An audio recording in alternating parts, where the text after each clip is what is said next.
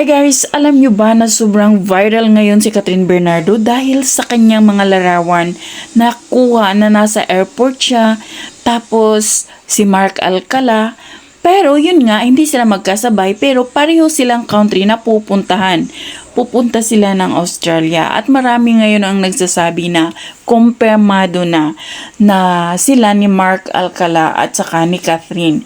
Merong mga komento guys na sinasabi nila na mas mabuti pang bumalik si Catherine kay DJ kisa sa kay Mayor.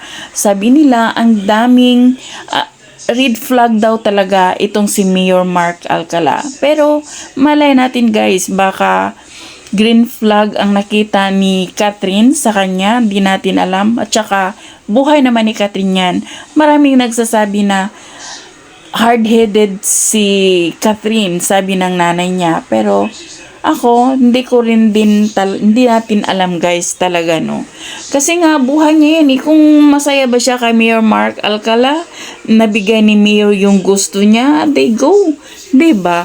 Pero yun nga, nakakapanghinayang kung totoo naman na talagang sila.